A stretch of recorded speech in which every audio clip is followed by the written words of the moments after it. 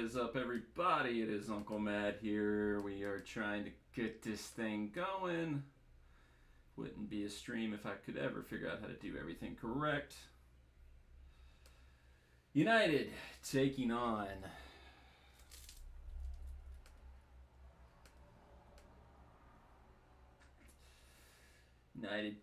on Crystal Palace. Carabao Cup matchup here. Underway early, no score. United getting some relief here with Mason Mount and Rafael Varane returning to the lineup.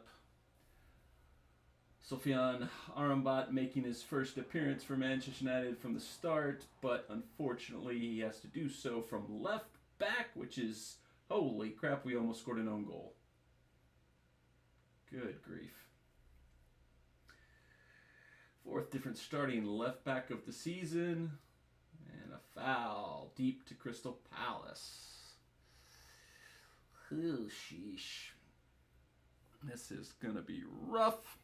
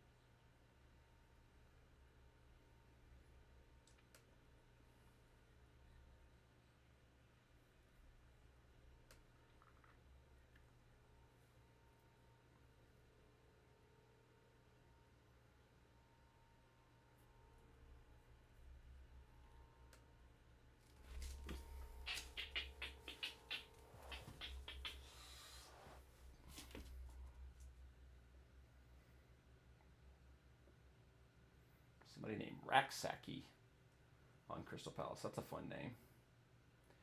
Raksaki. I decided after the Titans game on Sunday, I am going to no longer have any expectations for any teams I like or support. I'm just going to watch. Hope for the best.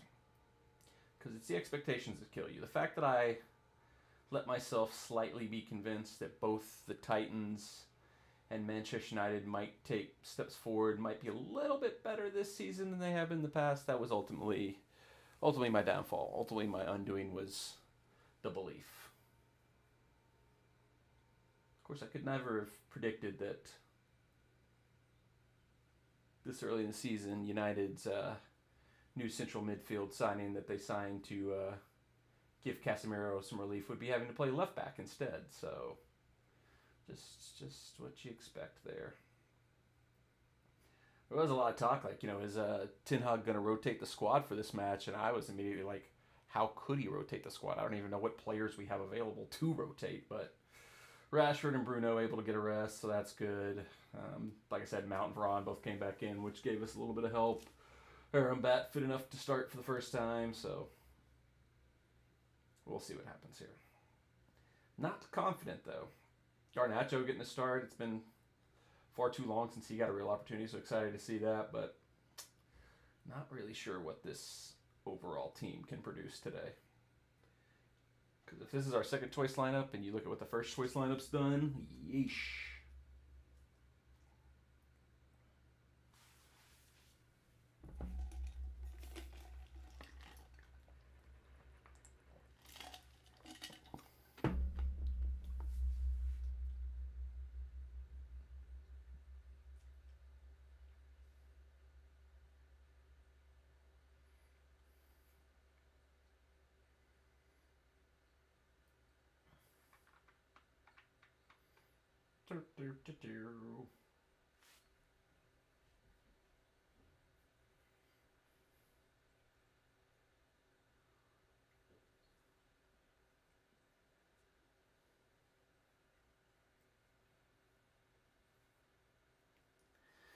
These live streams are painful to sit through the way the teams have been performing lately, but it definitely gives me a excuse to get some extra content in during the week, especially now that we've got midweek games starting up in European soccer, the Champions League, Carabao Cup.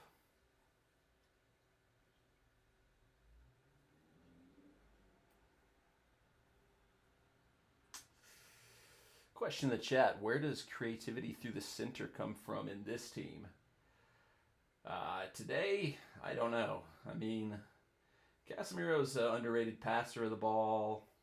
I think you're hoping Mason Mount can give you a little bit of something coming back into the team, but Bruno's been kind of the only person that's created anything for United so far this season. So, with him out of the team, that is a big question mark.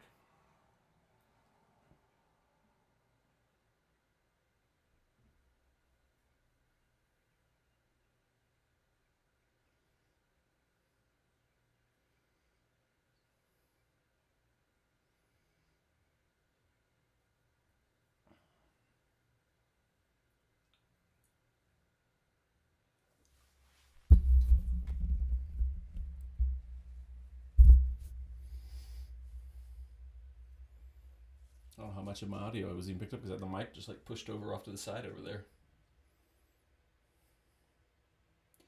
Wouldn't be an Uncle Mad live stream without audio, video, technical issues galore, so wouldn't have it any other way.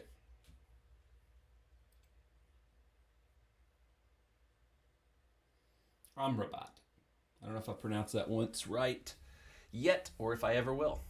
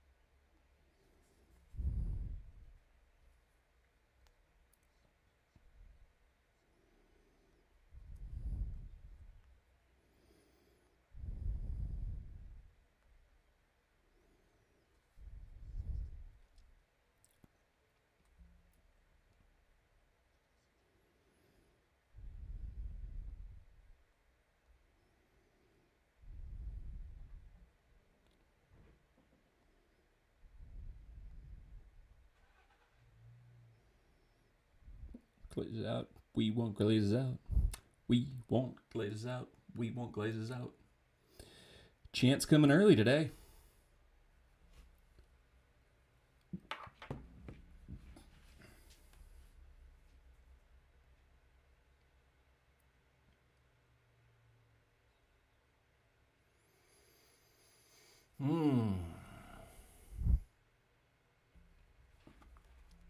Blech.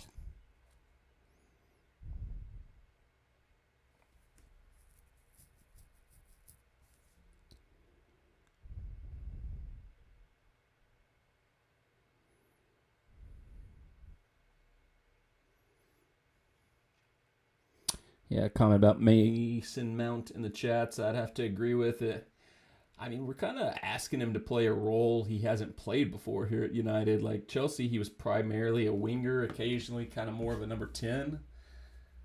And trying to reconvert him into like an 8-10 hybrid doesn't seem like it's worked so far. Getting injured and missing a stretch probably doesn't help him, but he definitely, when he's been on the pitch for United so far, he has definitely looked lost. Definitely doesn't look like he's figured out what that role or what that position looks like yet.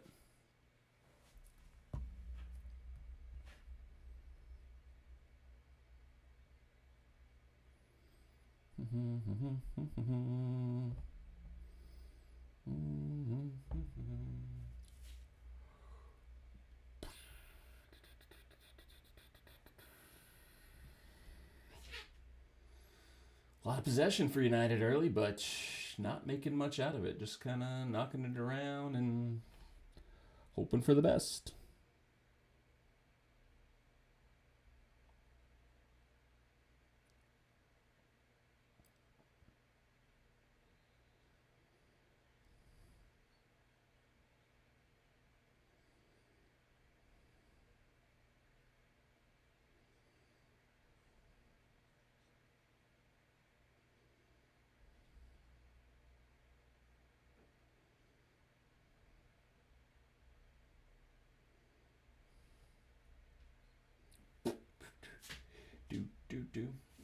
Old United lad Dean Anderson in the goals for United. He's limping, though. He's looking like he's not very comfortable. I don't know if he's going to be able to continue. Now he's down, getting some treatment. Hate to see that.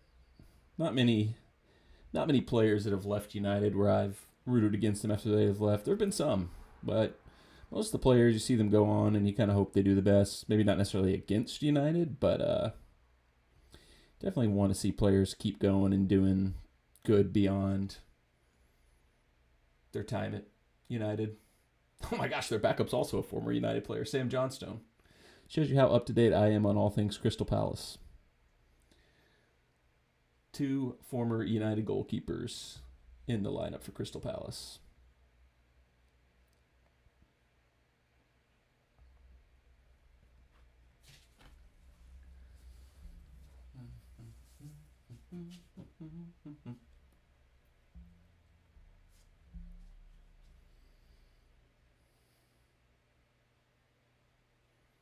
This might be the first ever live stream I fall asleep during if something doesn't happen soon. Dean Henderson's races run, as they say. He is coming off and will be replaced by Sam Johnstone. Wow. Hate that for him. Former teammate Martial gives him a little tap. Chris Richards, United States player, and it's center back for this game. I should have looked at Crystal Palace's lineup. I didn't even pay attention to who they brought out. I saw our lineup and was like, yay. We've got a new backup center mid playing left back. I just saw that and immediately just didn't even look at anything else for this match.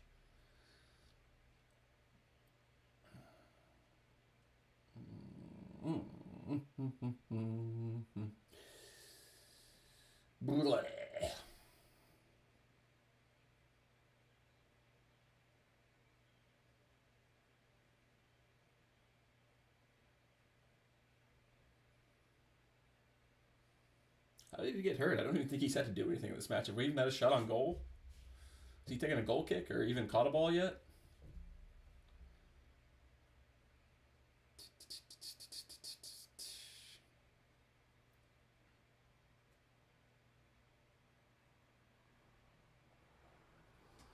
Roy Hodgson.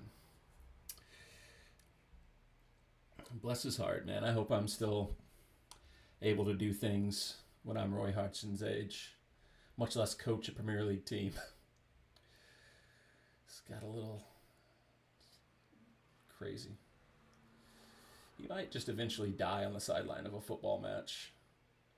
I thought Neil Warnock was going to do that at a certain point in time, but he managed to stay retired and sadly passed away. This is what I'm talking about because this match has given me nothing to talk about is managers dying. Got to get off that topic. Get on to something more positive. Garnacho on the ball. Maybe he'll do something. Nope. Couple step overs. Back pass. Ooh, nice little Hollywood ball. Oh, there it is. There it is. Garnacho back into the team. Back onto the score sheets. Really nice setup goal from United all the way around there. Mason Mount, who was just kind of crapping on, hit a nice Hollywood ball to switch the play to Palestri. Palestri, the well-timed ball, well-weighted to Delot on the through run. Delot pulls it back across. Garnacho, right on top of it, right with the finish there. That was what we've missed the last few games. Like I've been crapping on Rashford a lot, probably more than I should. But we have a lot of balls where it's like we seem to just like knock the ball into the area and hope for the best. And really the ball from Delot was kind of the same, but I mean, at least Garnacho had the instincts to get to where the ball was going to go. You watch like City play, and it feels like you're watching a game of FIFA where like every pass City makes goes right to another player, sticks right to their foot. It's always on target. It always seems to have a purpose of where it's going. And United kind of remind me like some of the high school teams I've coached where it's just kind of knock it around and hope for the best. Don't necessarily pass to another player. Don't necessarily pass the feet. Don't necessarily have a target of where you're passing. Just kind of knock it around, get down to the touchline, whip it into the box, and hope for the best. But that was a little bit more well set up, a little bit more coherent. Good finish from Garnacho. I've been calling for him to get in the game sooner. Like, I don't know what the deal is for like the last like several games. Ten Hag's been waiting until like 6-7 minutes left in the match to bring him on, you know, when it's not much time left for him to really make an impact. You know, here he starts from the game, you know, goal instantly, 20 minutes in.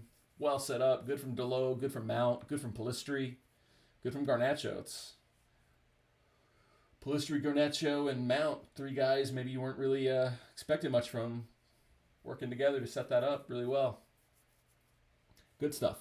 Mason Mount's ears must have been burning with us talking about how he hasn't quite figured out his role yet, because he kind of set that up really well with the old school Wayne Rooney Hollywood ball.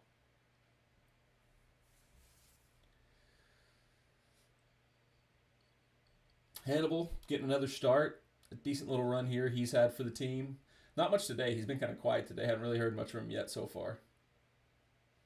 But he was one of the better players at the midweek or weekend game against Burnley.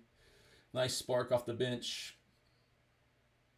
When was that? 2 weeks ago against Brighton. So, or was that Bayern? Which game was he the one he? I've lost track of these games. We've had so many bad games lately. I can't keep track of which one's which.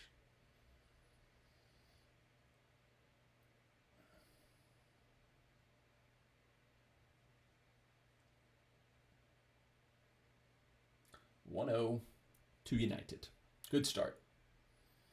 Well, not a good start. It was about 20 minutes of boredom, and then finally put together a nice little passing sequence and got the goal. But that goal, in terms of like build up and construction, was better than pretty much anything we've seen all season.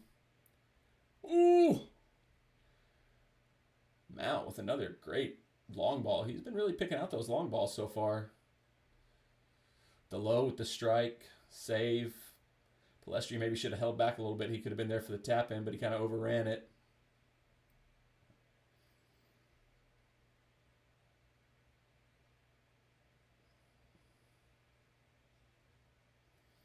Two good passes picked out on long balls from Mount in the last little bit. So maybe after being a little critical of him, maybe he's starting to find his way into the game. Maybe he's starting to see things. Maybe he's starting to figure some things out. Certainly that's the hope.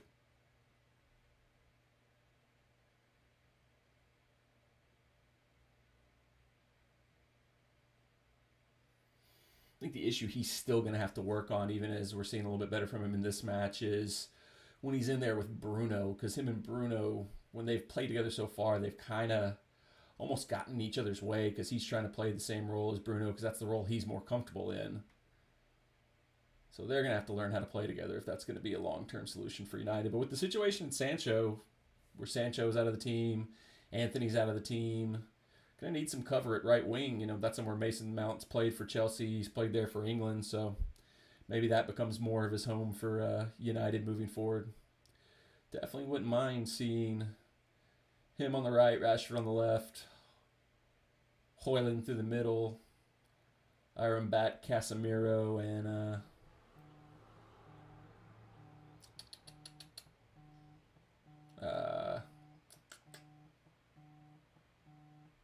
lost my train of thought. Bruno in central midfield. Hang on, we're taking a quick little break from the stream here.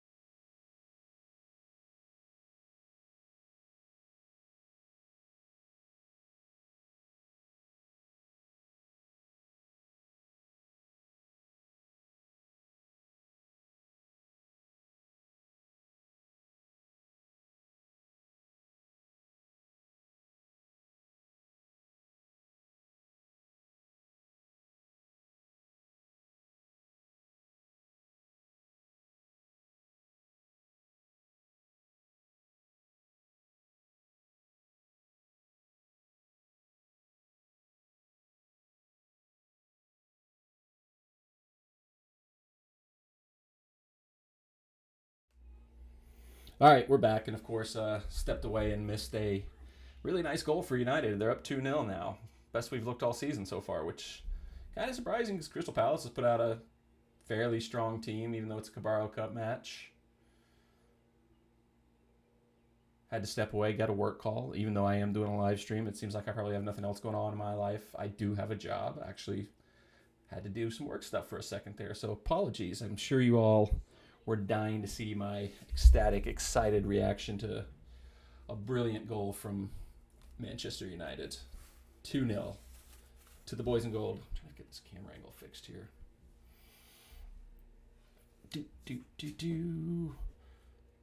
Actually missed who scored that goal even.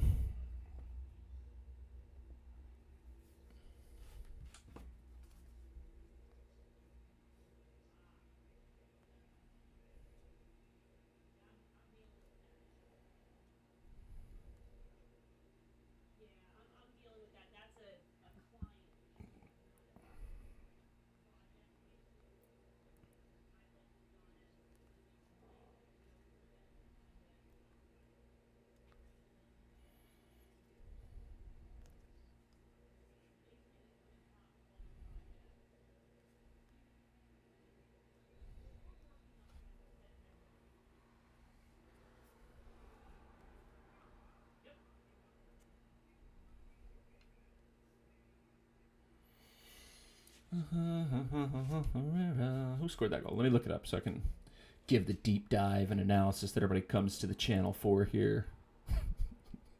Where I'm taking a work call and missing goals.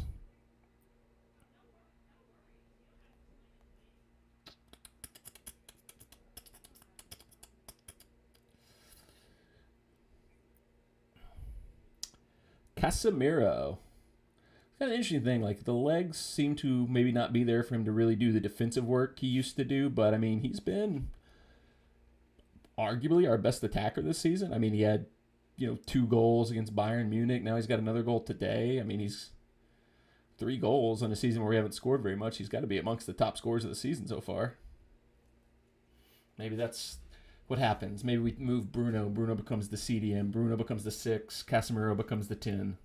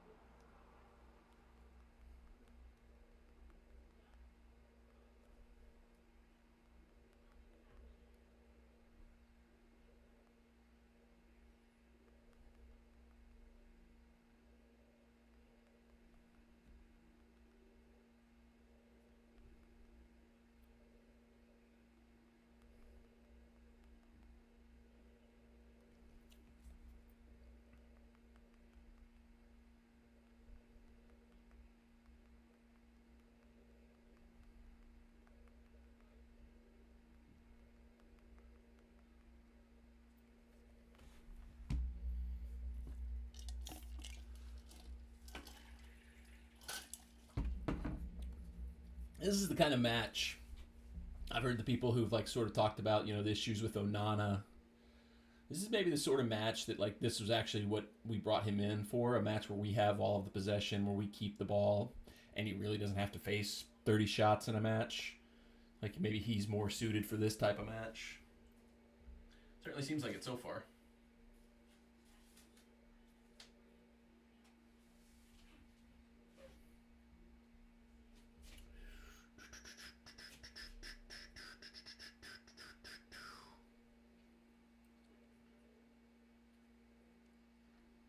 I say that. I probably shouldn't have said that because that probably is going to set it up for a Onana howler at any moment now. Because after talked negatively about Mason Mount, he ends up having multiple good passes. And as soon as I talk negatively about, or positively about Onana, is probably when he's going to spill a shot into his own net again. So I take back everything I just said positively about Onana.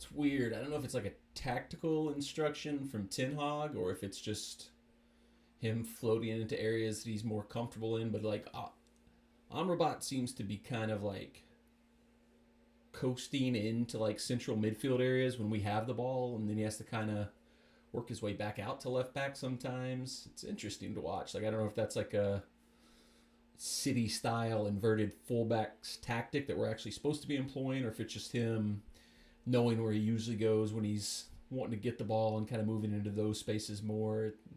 Hadn't really done anything positive or negatively. A better team might take advantage of the fact that your left back just disappeared and wandered off into central midfield, but Crystal Palace hasn't been able to do it at any point in this match.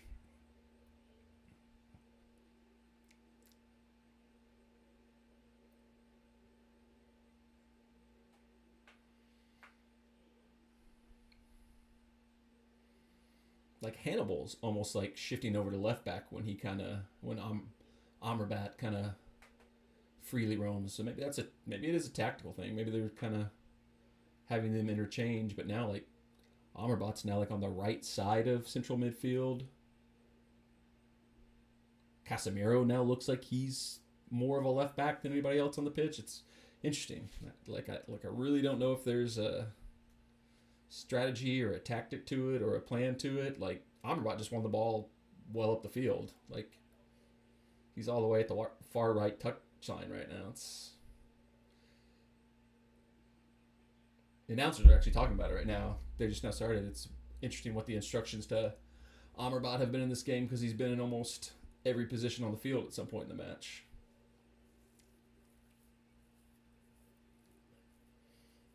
Like, is he being given the tactical freedom to kind of flow and go, and the other players are supposed to adjust around him, or is there a trigger that's like, the deciding factor of when players go and when other players interchange? Interesting, It's nice to see a little fluidity in a United lineup.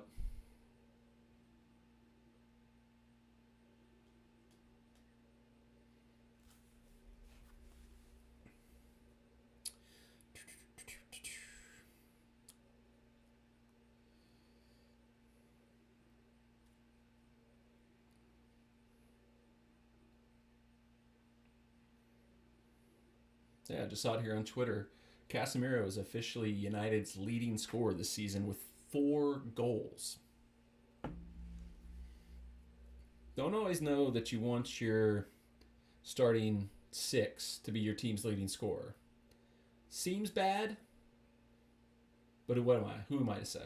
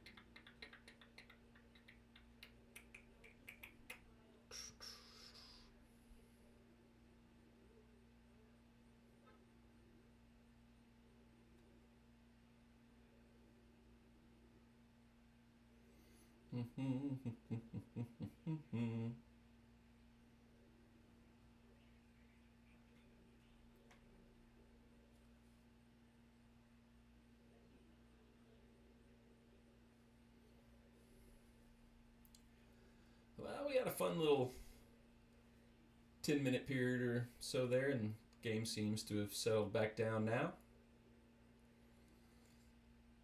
United got their 2 goals and now seem like they're trying to comfortably see things out, not open themselves up too much.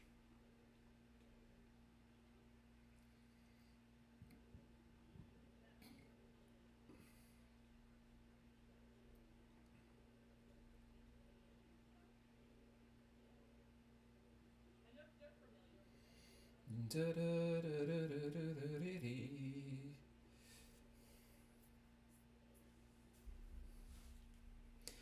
ole, ole, ola. Over here doing the Ander Herrera chant because that's what this match has left me with.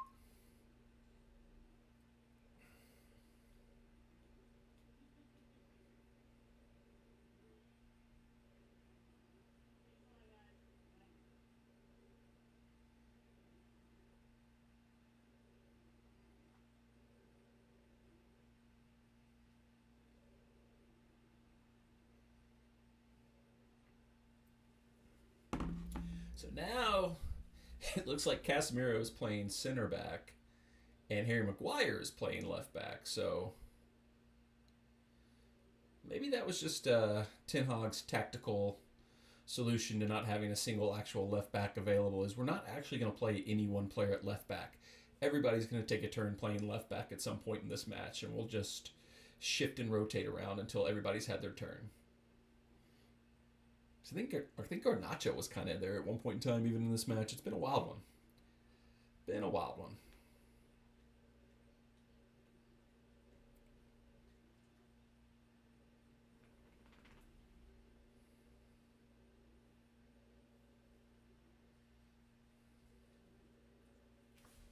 Does Mount have both? Was Mount, because the other one was from a corner kick, so we got 2 assists for Mount, maybe? Or I guess he probably didn't have the assist on the first one, but it's directly involved in the build-up, so.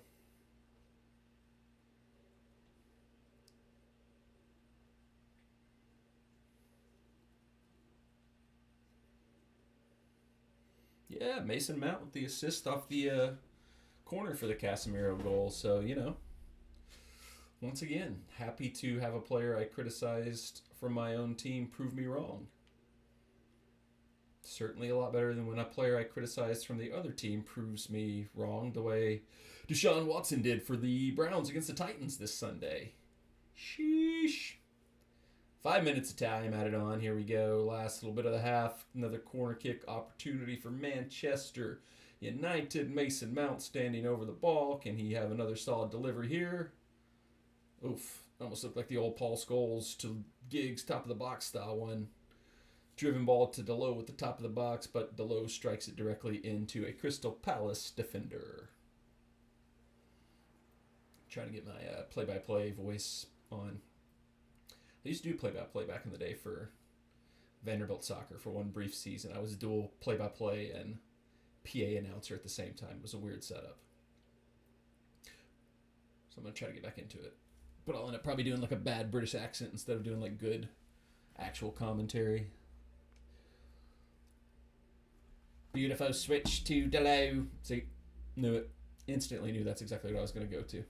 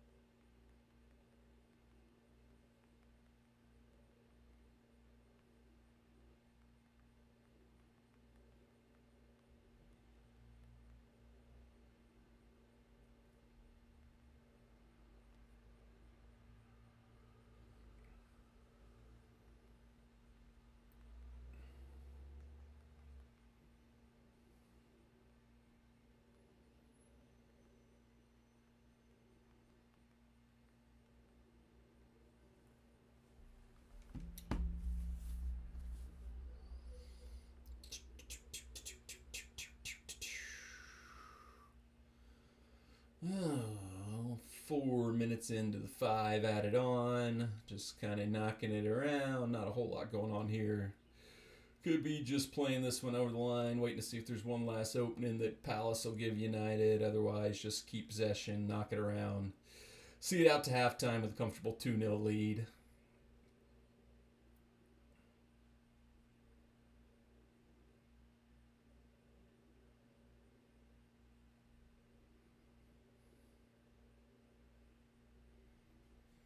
We won't glaze out. We won't glaze out. Said we won't glaze out.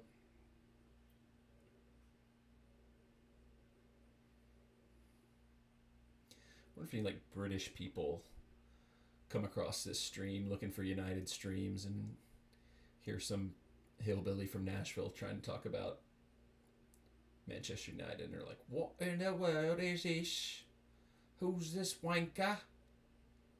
Oh, Hannibal coming in. One last chance for United here. And he cannot pick out the pass. And Garnacho commits a handball, and that'll be halftime. 2-0 United at the half. We're going to take a little break for halftime. We'll come back live for the second half. Stay tuned. We will be back.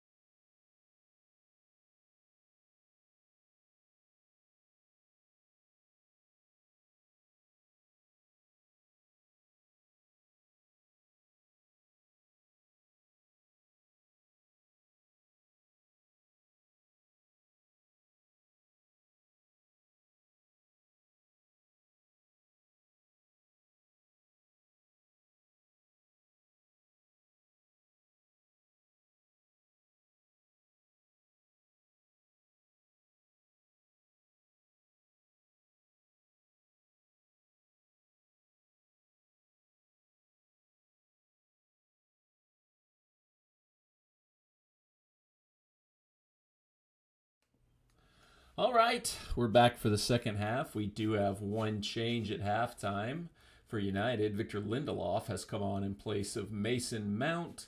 Hopefully that's just a cautious sub. Mount's first game back after a layoff from a hamstring injury. Once again, Southern Redneck trying to talk about soccer. So hopefully maybe it's just a situation where they brought him back off early so that he can not be overworked in his first match back. 45 minutes of action is pretty solid performance. We're up 2-0. Hopefully we can comfortably see it out. Victor Lindelof now, though, is playing left back, which he's played right back a few times, and it always looks funny because he's far too tall to be playing as a fullback, but it just looks funny seeing a tall guy running down the wing. Now Amrabat more in a comfortable midfield position. Interesting. Once again, hoping the Mount thing is just a precaution.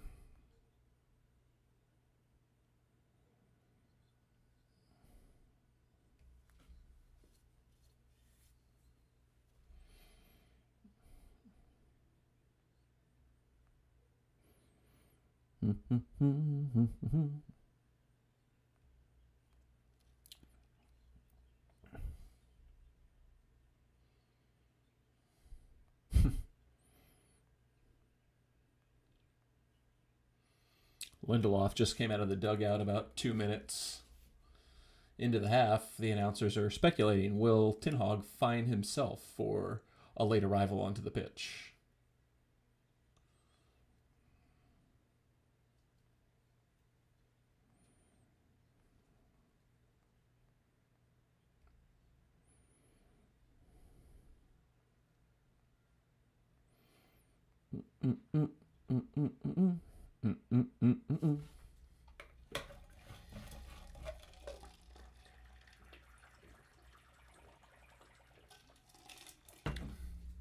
Chris Richards, native of Birmingham, Alabama, starting center back today for Crystal Palace.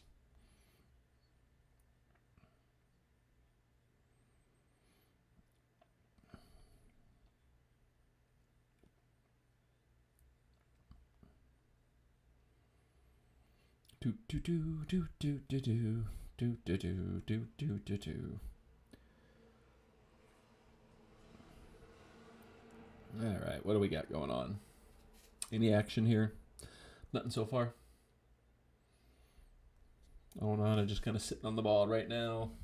Out to makeshift left back Lindelof.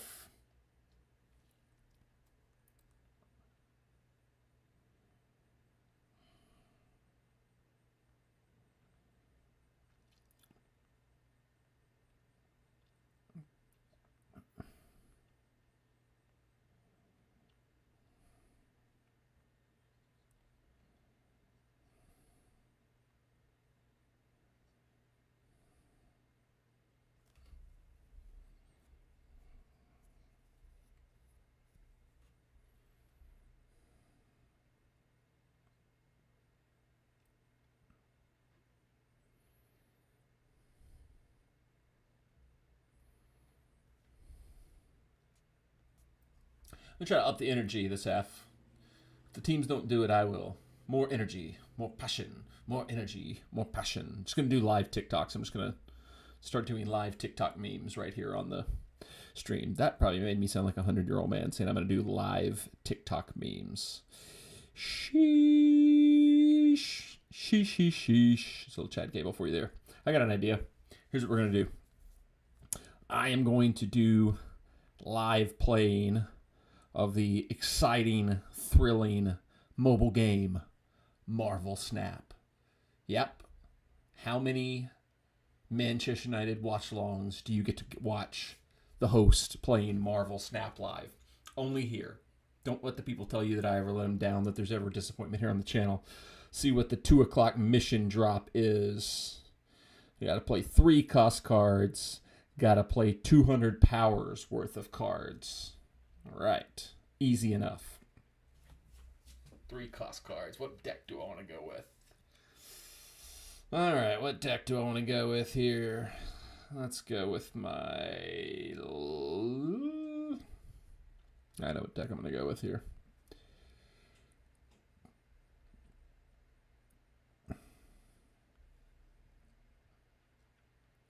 Done a good job on Marvel Snap of keeping the theming up to date with whatever the latest Marvel property that's coming out. So we've had Guardians of the Galaxy recently. We've had some others recently. Now we've got Loki for the Loki movie, TV show. Gosh, speak English. The Loki TV show being on its way out. I think it's like 2 weeks away. Loki season 2 debuts.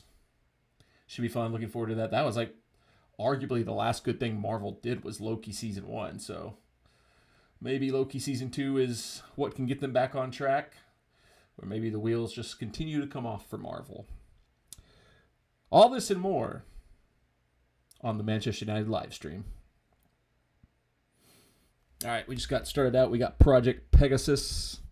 Got some bonus points this... Oh, don't want to retreat. Project Pegasus, we got some extra points. I'm going to play Loki. But first I'm going to play the Collector so that I get some points off of Loki reset in my hand. Ooh, my opponent has got Craven, Jeff, and Silk, so he's going for the move strategy. I'm going for the draw card strategy. Who shall prevail?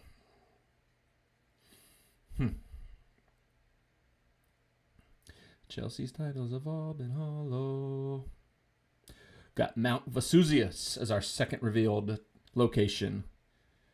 Players can't retreat after turn 5. That Loki didn't work out too well for me because he only had 2 cards available, so I did not get many cards, but we'll keep going.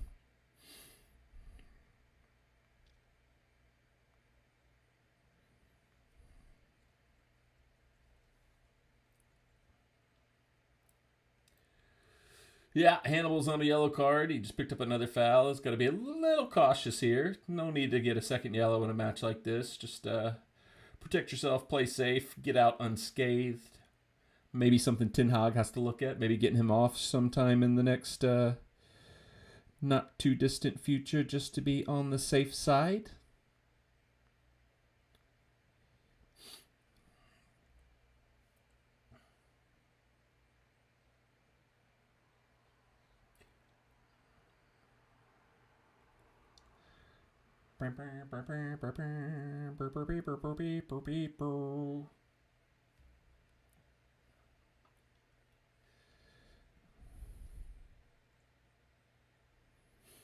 Las Diablos base just blew up what was left of Project Pegasus. Man, this deck sucks.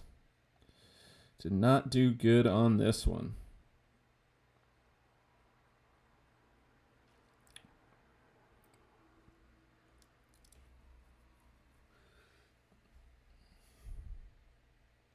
I am going to lose this match for sure. But we press on, we play on.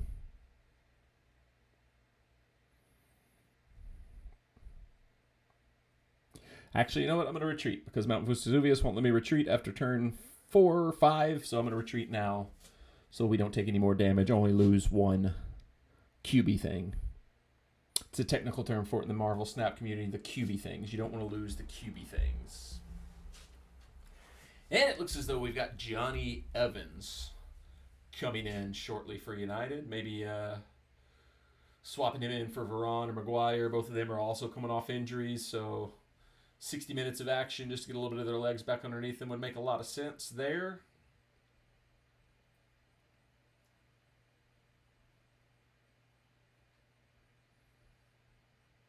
Oh, Martial, what a goal! Oh my goodness, what a goal from Antonio Martial. Brilliant ball from Casemiro. Like I said, whatever Casemiro has lost in his ability to cover ground and break up attacks as a 6, his passing, his goal scoring is like on a level like I don't know that he ever showed at Real Madrid. But maybe they didn't need him to do it at Real Madrid because they had freaking all the best players in the world there. Great pick out by Casemiro, an absolutely brilliant finish from Martial. See the replay, make sure he was onside.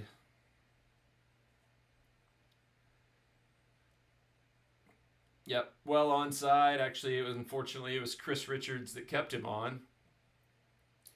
Beautiful ball, beautiful finish. What a goal. What a goal from Manchester United. Left-footed volley.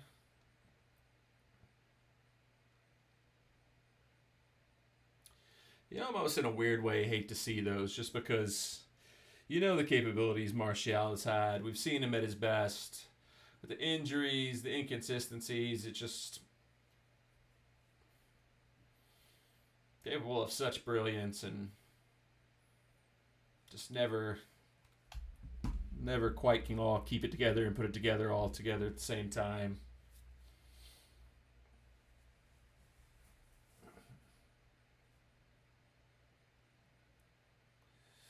Here comes Garnacho now. Garnacho driving at the Crystal Palace defense. Nothing on there. Drops it back to Amrabat.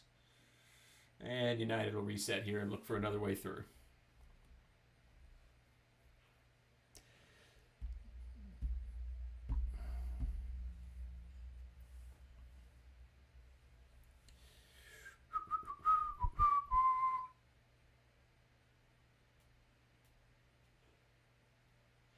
Yeah, Richard's joined us in the chat. Would love to go to London, check out Crystal Palace, QPR, Wimbledon, all the smaller stadiums. For sure. I'm definitely starting to plan some research on options for when I'm in London and next month. It'll be an international break, so the club teams, at least the Premier League clubs, will all be on break. But there'll be the options for potential stadium tours, things like that to check out while we're there. Lower league teams will be playing as well. England is playing a match while we're there at Wembley, I believe the day before the Titans game that we're going over there to see. So yeah, I'm definitely starting to do a little research into what the options are in terms of integrating a little bit of soccer into the trip, because it's going to be heavy on the American football, obviously, but if I can dash away for a few hours to catch a little bit of real football, that'd be great. Richard has seen games at Arsenal, Spurs, and Leyton Orient. I tried to go to a game at the old Spurs Stadium, the original White Hart Lane, and I was a 24-year-old idiot who didn't know how tickets and stuff worked in England. This was like 2011, somewhere around there, and I just thought it was like America, where you just go to the game, there's people outside selling tickets, so you just... oh, you selling two, and it does not work that way over in England. So we almost got scammed out of our money, but luckily we figured things out quickly and got out of there and went back to the hotel and watched the Spurs United game that we were trying to go to at the hotel pub, which is probably for the best, because being United fans from America, White Hart Lane probably wasn't the place we should have been. We probably would not have been very welcome there. We were in neutral colors. We weren't stupid enough to go over there in like United kits or anything like that. But needless to say, we probably still would have ended up not coming out of that game clean. Something would have happened. United did win that game, though. I think Ashley Young scored a goal.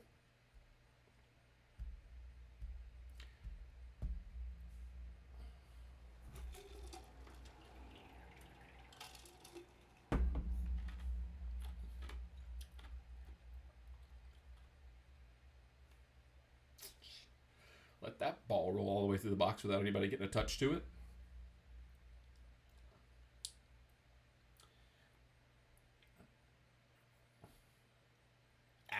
Too much from Garnacho. Beat the man once and came back and tried to beat him again. Needs to get a cross off or get drive into the box, something there. Just sat on it a little bit too long there. Spurs game at Wembley from Richard. Was that a pre-2006 renovations, or is that the new Wembley?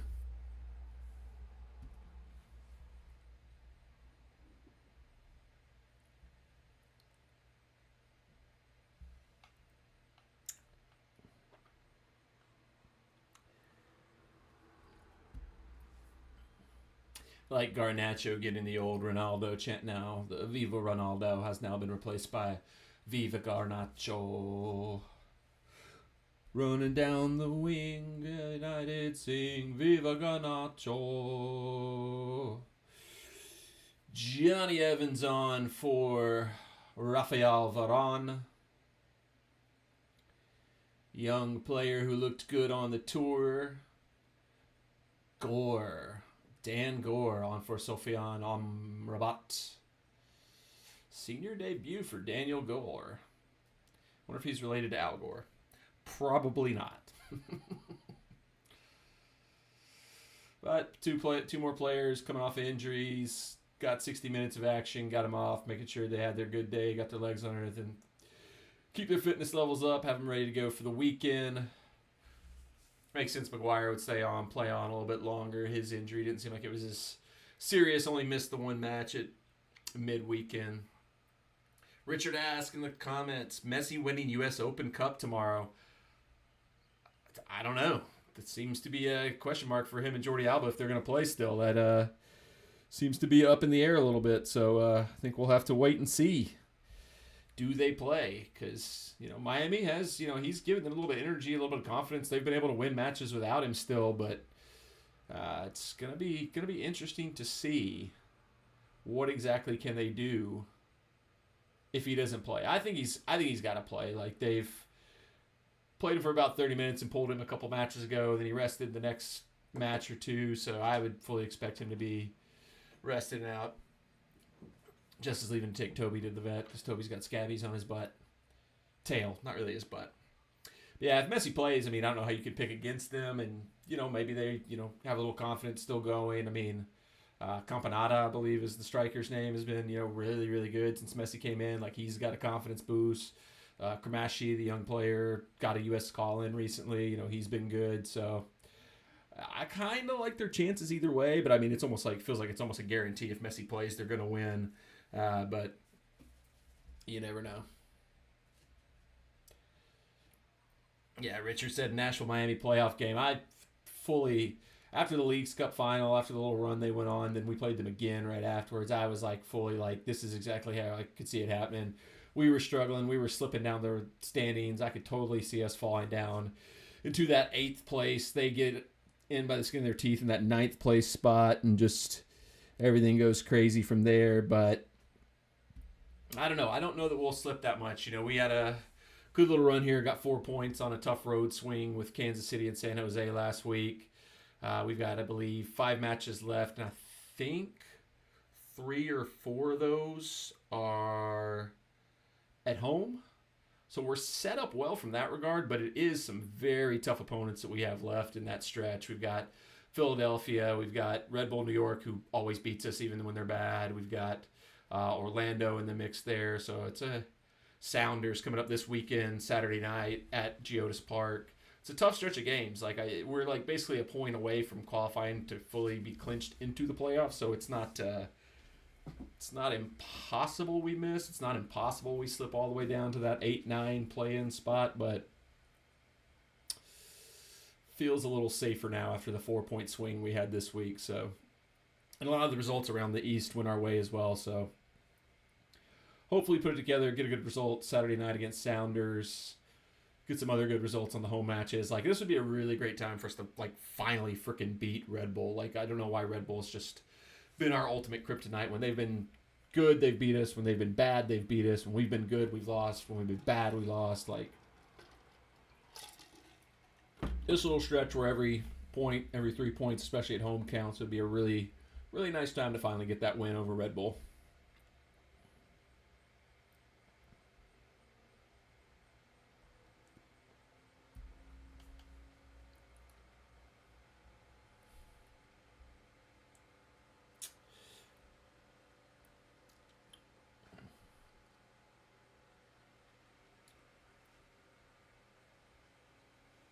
It's funny how the whole Messi thing has played out.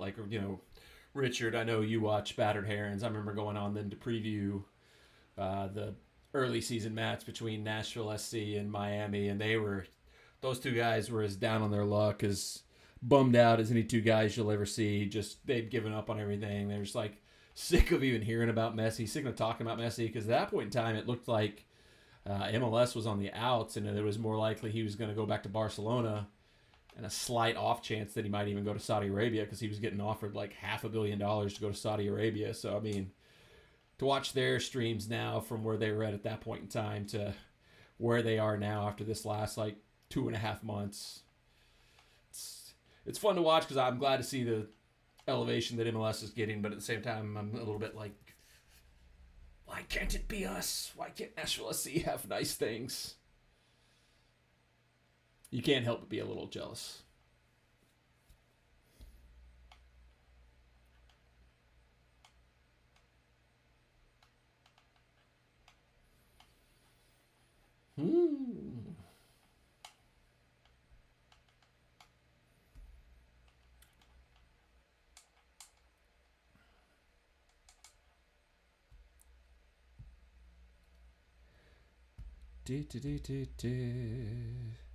Viva Ronaldo. Viva Ronaldo. Ugh, Viva Garnacho.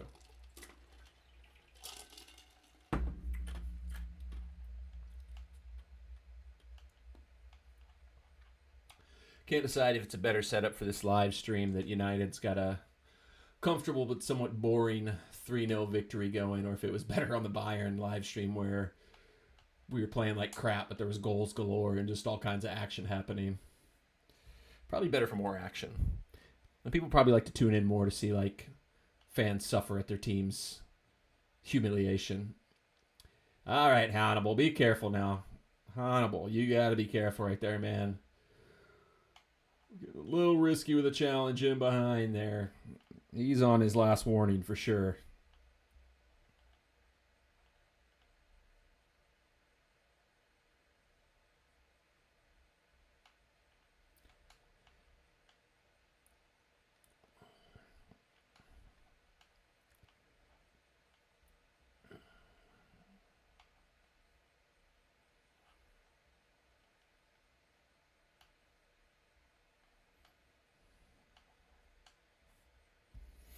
Richard in the chat says, be careful what you ask for. You might get 2 high-priced designated players who suck and are signed for 3 more years.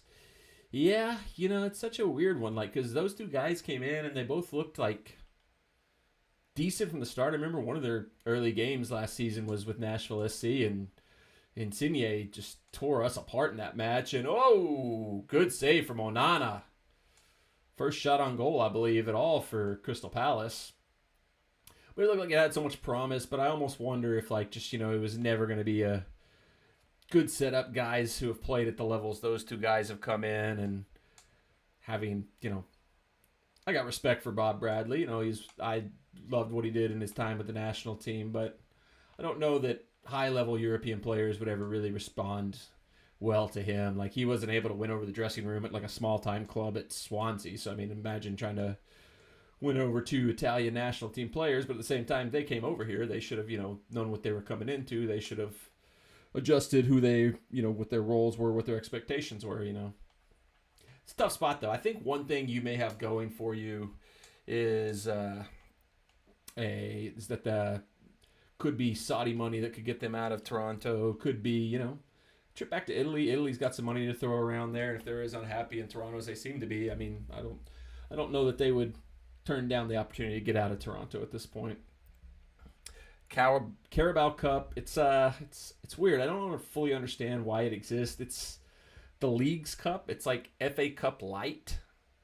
I think the main difference between the League's Cup and the FA Cup is FA Cup is like open to every. And this is stupid American trying to explain this, so I'm sure I'm going to miss this at some point in time. FA Cup is a tournament held that every single team, amateur, pro, basically any team in England can qualify for it, can be a part of the FA Cup. League's Cup is similar, but it's only for teams that are actually in the Football League. So you have to be in League 2, League 1, the Championship, or Premier League to be in the League Cup, which is it's called Carabao Cup. Carabao is like an energy drink over in Europe, so they're the sponsor of it. They're the name of it, but it's traditionally it's the League Cup. So, and I believe that's the difference. It's similar to the FA Cup where it's an in-season tournament, but it's only open to clubs that are in the actual Football League of England. Whereas FA Cup, there's amateur teams, there's non-league teams, teams from all areas of the football pyramid can compete in the FA Cup. Hannibal coming off, smart decision there by Ten Hag. He was living dangerously, being on a yellow card, and Donny van de Beek, a very interesting figure coming on now for Manchester United. It's interesting. I really thought Van de Beek maybe would have found new life with Ten Hag, his former manager at Ajax, coming in. suffered a bad knee injury last season, so it never really got going. But this season's just been out of sight, out of mind for the most part. A lot of talk that he was going to get transferred out in the summer, but that never came to be. Good to see him coming on. I mean, he's a player that always gives his all, that always tries hard. He's the type of player you want to see succeed. And I feel bad for him because he's had some bad luck and stuff. Johnny Evans almost scoring a goal for United. What a revolution he's been coming in. Unbelievable that Johnny Evans is playing for Manchester United in the year of our Lord 2023. Who'd have thunk?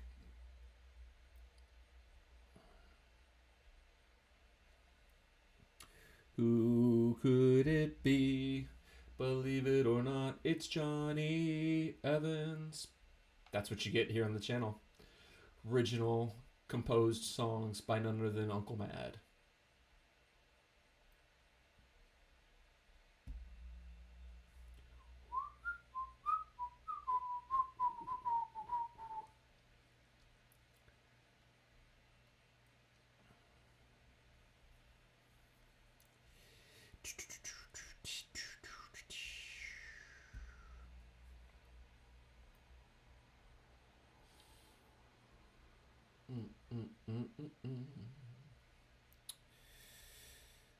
That was mean.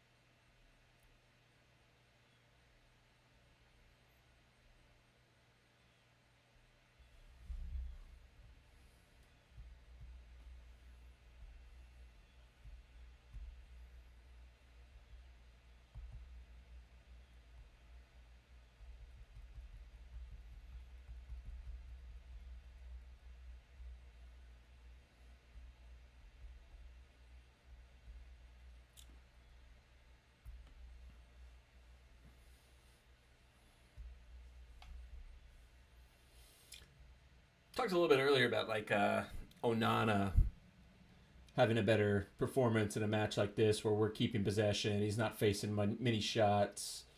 I think that similarly, you're seeing a good game from Maguire too. I mean, this is the type of game. Weirdly, it's a stupid thing to say. It sounds stupid when you say it out loud, like, the ideal situation for your center back and your goalkeeper for you to maintain possession and not have a lot of shots, a lot of defending to do. It's like, wait, that's their job, is to stop shots and not have a lot of defending to do. But that's modern football for you. Keep possession, more energy, more passion, more energy, more passion.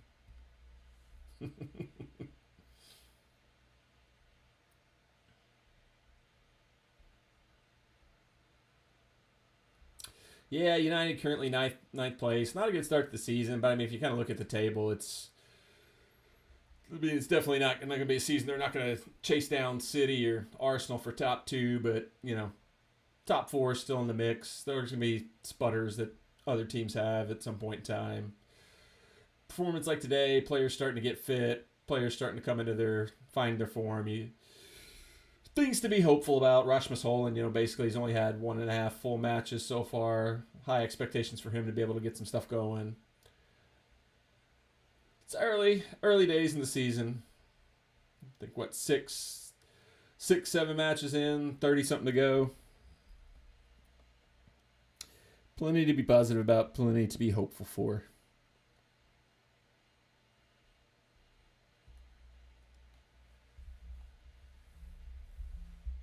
But like I said, early in the stream, I said we are officially canceling expectations, officially canceling high hopes. No more of that. We did that with Titans, and they have pooped the bed for us. So we're no more high expectations, no more high hopes for our team. Just we're gonna watch. If they win, we'll enjoy it. If they lose, oh well. We're gonna go about our day and not let our mental health be just completely destroyed by the performance of a sporting team who has little to no impact or information about us. So.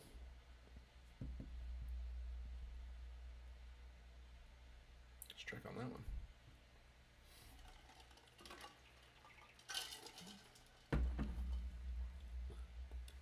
As long as the players go out, have a good time, nobody suffers any serious injuries, I think that's all you got to ask for. That's all you want to see. Players playing, being happy, being healthy.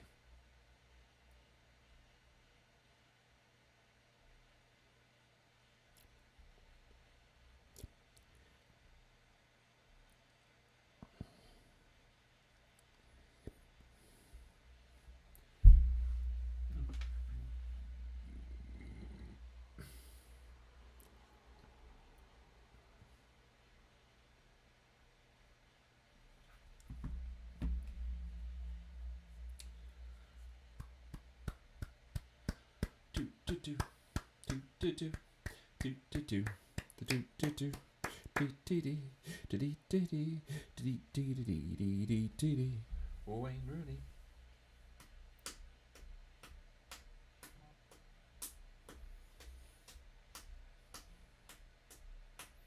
Richard talking about the Maple Leafs in the chat. It is pretty crazy. Not just the Maple Leafs, but just the Canadian teams in general are on such a long Stanley Cup drought. Like it's pretty crazy when you think about it, because it's Canada's sport. You know, you think in all this time, one of the Canadian teams would have found a way to grind one out. I can't remember when the last one was, but I know it's been quite a while. And like you said, 54 years for the Maple Leafs. That's absolutely insane, because I mean they're like basically like the Yankees practically of hockey. So imagine the Yankees going like 50 years without a World Series. We might go 50 years without Manchester United winning a title. That's what it feels like right now.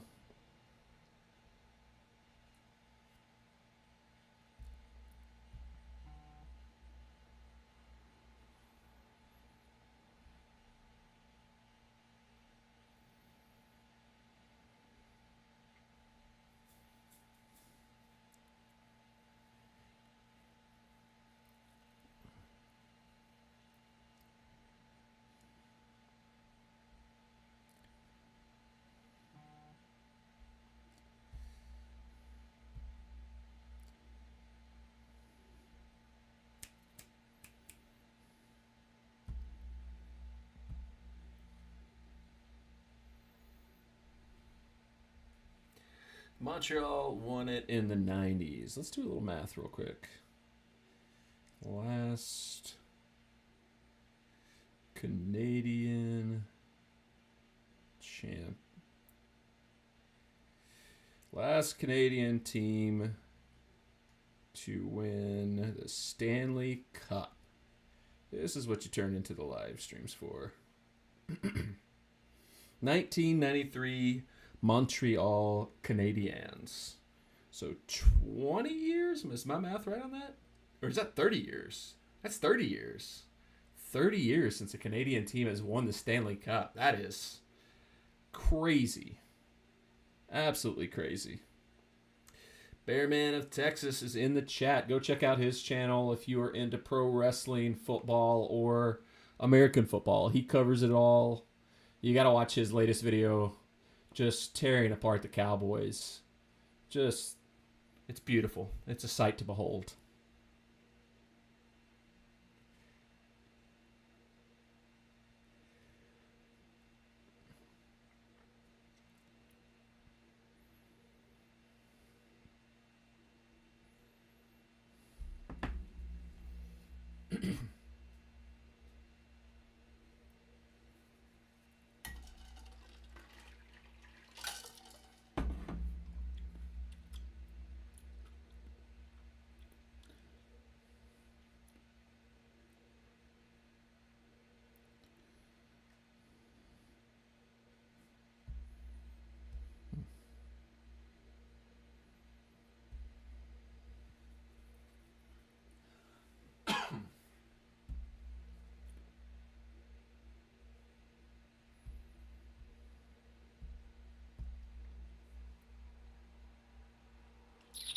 That's definitely more the type of performance I would have expected to see out of United throughout certain stretches of the season. I mean, I think it's kind of also sort of lost in translation that, I mean, we've played 6 games, won 3, lost 3. 2 of the losses are against Arsenal and Spurs, who are top teams right behind City in the league right now.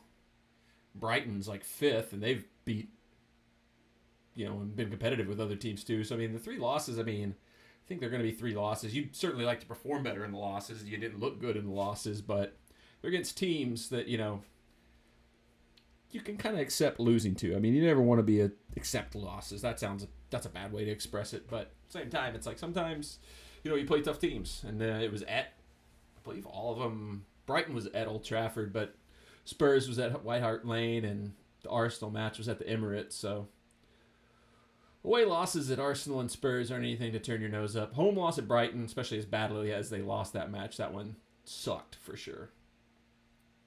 But we don't think matches suck. We don't get upset about them. We're just happy that I don't think anybody got seriously injured in that match that I can recall. Everybody seemed to have fun. Well, I don't know if they had fun, but they were out there. They were doing the thing. More power to them.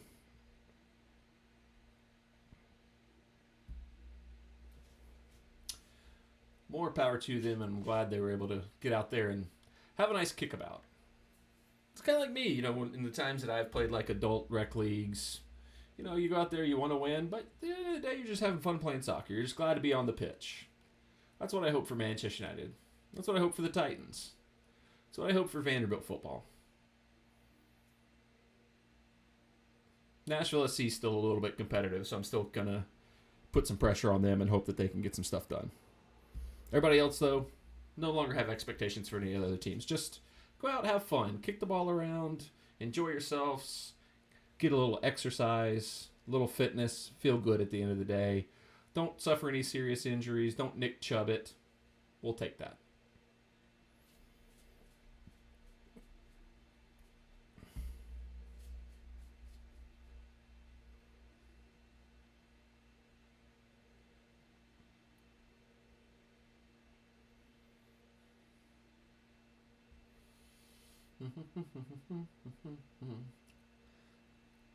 I think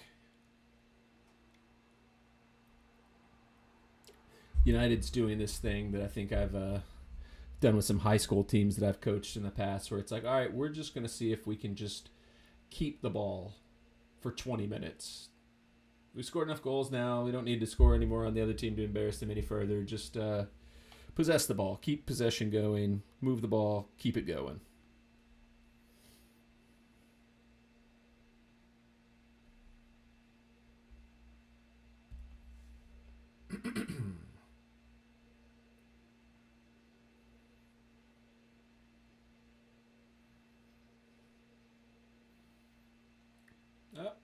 Actually, I was wrong. Just took a shot, but we kept possession, so mission accomplished.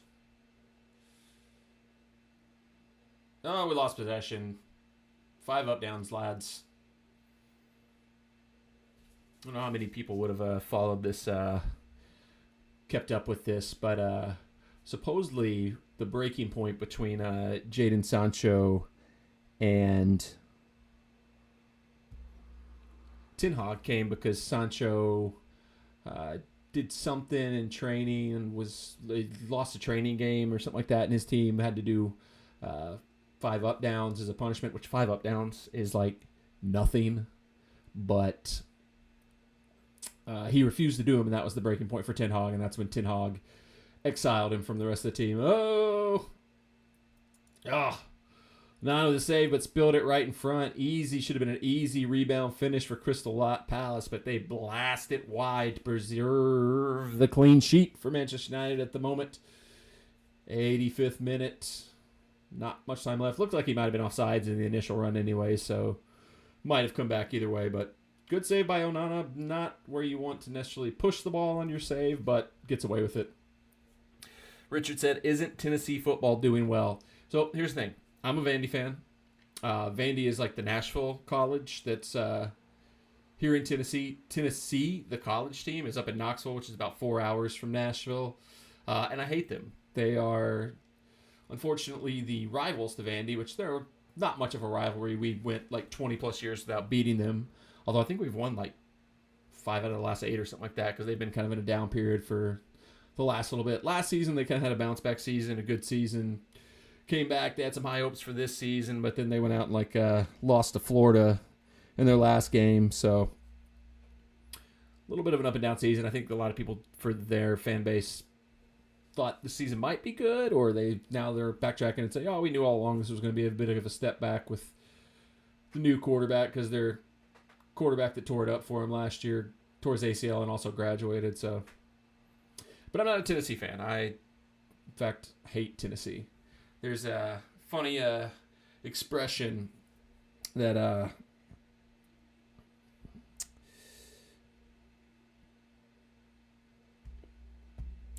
I believe Roger Bennett of the Men in Blazers often brings up on their podcasts and their shows, that English people often will take their enemies' suffering over their own happiness, and that's how I feel when it comes to UT. I would rather Tennessee lose a game than Vandy win a game, to be honest. It's a sad state of being, but it's the truth.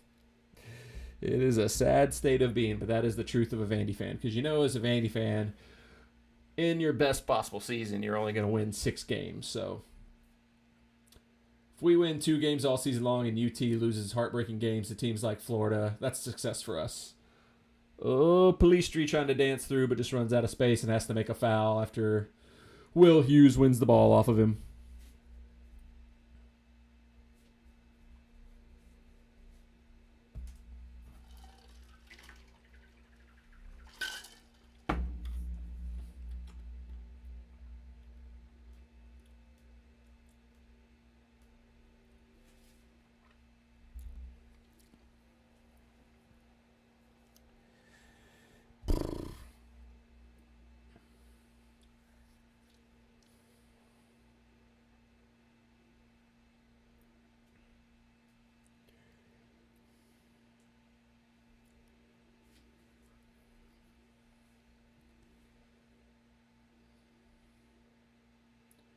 Oh, nice little run for Gore. Sets up a late corner. United going to nick one more here. Richard asks, do you go to the Vandy football games? I haven't been in a couple years. I used to go. Me and my family used to have season tickets. We dropped them shortly after the Titans came because once we had a pro football team and just didn't make sense to spend the money to buy Vandy season tickets and watch them lose pretty much every home game while also buying Titan season tickets. But I've popped it back out for a game here and there over the years. I think I'm going to go to at least one game this season because my best friend is a big Auburn fan, and Auburn plays here at Vandy this season. Oh, what a rip by Lindelof! Directly at the keeper, but that was a crazy shot from Lindelof. Wow. United putting some pepper in here late, trying to get one more goal, but Sam Johnston stood up big to it. Yeah, but I think there will be a Vandy game that I'll go to later this season. Vandy-Auburn. It's like I said, my best friend is an Auburn fan. We actually went, Vandy started the season, I think, like 5-0 or something like that at one point in time. I think it was Vandy's 5-0 season. If I'm remembering correctly, started season 5-0. Auburn was like 4-0, and they were coming here for a game at Vandy. And College Game Day for ESPN came to Vandy, like first and only time ever, just because it was like the biggest game in Vandy history. Went to like 5-0, or went to 6-0 in that game, and I think we lost like 5 straight to end the season, but still made it to a bowl game, which was a rare thing for a Vandy team. But I want to go because if you follow stuff that goes on with Vandy, it's very interesting. They're doing renovations to their stadium, so they basically like tore down both sets of the stands and the end zones, so they're completely redoing both end zones. But because it's like a multi-year renovation, they've had to like hang a temporary scoreboard between 2 cranes in one end zone, and it looks super janky. It looks super low rent. Everybody's made fun of it on social media, and I really want to see it in person. I think that's going to be like a cool thing for the vlog. Go to the Vandy Auburn game this year to document the temporary version of the stadium, then go back next year when the renovations are supposed to be done and get a look at the updated fixed version of the stadium, whatever that's going to be. Vandy UNLV would have been a fun road trip. Yeah, for sure. That would have been one. If you're ever going to go on the road to watch Vandy, that would have been a good one. And if you were a neutral, it was an entertaining game. As a Vandy fan, it was typical shoot yourself in the foot, lose a game, you should win Vandy. But, I mean, whatever the final score was, like 45-42, something crazy like that. It's a game the neutrals, I'm sure, would have had a blast watching.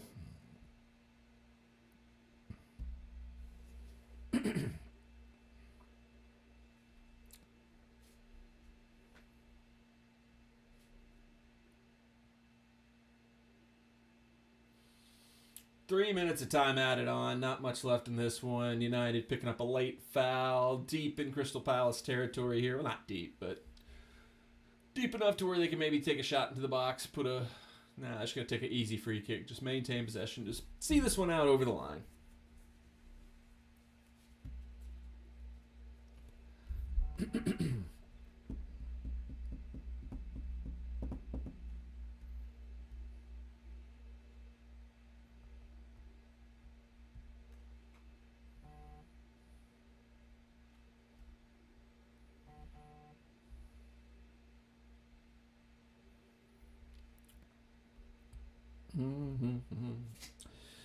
Do.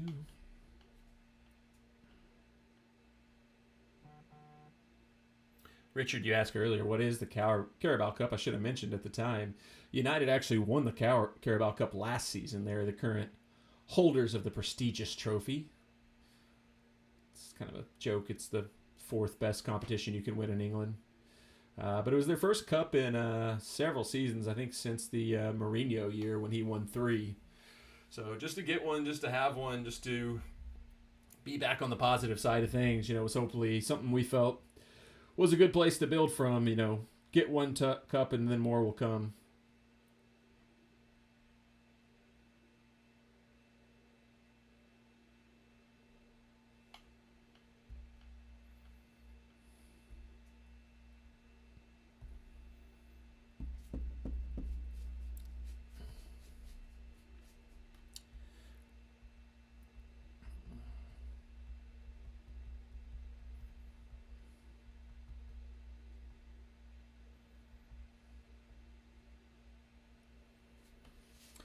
Late corner kick for United into the final seconds of time added on. This should be last kick of the ball. Going to put it into the box or just play it to the corner and let the time run out. Put it in the box, see if anything can happen. Falls to Pellistri. Can he make a shot? Blocked away. And that will do it. The referee has called time. Manchester United with a comfortable 3-0 win over Crystal Palace in the third round of the Carabao Cup. Their journey to retain the prestigious trophy continues on to the next round. Thanks for watching. Thanks for those of you who are jumping in the chat and participating. We will be back with more on the channel as it goes, keeping the daily stuff going throughout the rest of this year. If you're not done so already, subscribe to the channel, turn the bell on for notifications. Thanks for watching. We'll see you